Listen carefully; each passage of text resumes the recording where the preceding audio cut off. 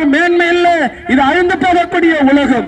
இவைகளுக்கு பின்புதான் நமக்கு ஒரு நித்திய வாழ்வை இயேசு கிறிஸ்து ஆயத்தம் பண்ணி வைத்திருக்கிறார். அந்த நித்திய வாழ்வு எங்க என்று சொன்னால் பரலோக ராஜ்யத்திற்கு போகும்போது, அந்த பரலோக ராஜ்யத்திற்கு எப்படி போக வேண்டும் என்று சொல்லி நீங்களும் நாங்களும் நினைத்துக் கொண்டிருக்கலாம். ஆனால் வேதம் சொல்லுகிறது பரலோக ராஜ்யத்திற்கு போக ஒரே ஒரு வழி இயேசு கிறிஸ்து.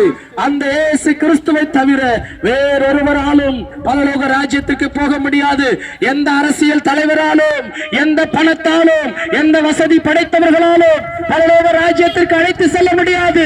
இன்றைக்கு நாங்கள் அறிவிக்கின்ற இயேசு கிறிஸ்துவை தவிர பரலோக ராஜ்யத்திற்கு போவதற்கு வழியே இல்லை. ஆகையினால்தான் இந்த நாளிலே அந்த இயேசு கிறிஸ்துவை உங்களுக்கு அறிவிக்கும்படியாக நாங்கள் கடந்து வந்திருக்கிறோம்.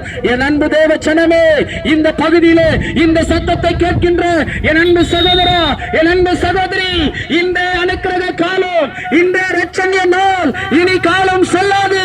இனி வருகிற நாட்கள் கொடிய காலங்கள் என்று வேதம் சொல்லுகிறது. இன்றைக்கு ஒரு நிச்சயத்தின் நாள், இன்றைக்கு ஒரு அனுக்கிரக நாள். இன்றைக்கு இந்த இயேசு கிறிஸ்துவை நீ முழு இதயத்தோடு விசுவாசிக்கும் போது, இயேசு கிறிஸ்துவை முழு இதயத்தோடு நம்பும் போது, இயேசு கிறிஸ்து உனக்கு ஒரு வாழ்வை தருகிறார், உனக்கு ஒரு மேன்மையை தருகிறார், உன் பாவங்களை மன்னிக்கிறார், உனக்கு ஒரு சமாதானத்தை தருகிறார்.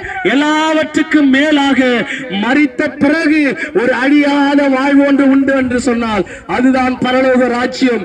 அந்த ராஜ்யத்தினுடைய வாழ்க்கையை இன்றைக்கு நாங்கள் அறிவிக்கின்ற இந்த இயேசு கிறிஸ்து தர அவர் வல்லவராய் இருக்கிறார். என் அன்பு தேவ ஜனமே, இயேசு கிறிஸ்து நேற்றும் இன்றும் என்றும் மாறாதவராய் இருக்கிறார். வேதம் சொல்லுகிறது இயேசு கிறிஸ்து வழியும் சத்தியமும் ஜீவனமாய் இருக்கிறார்.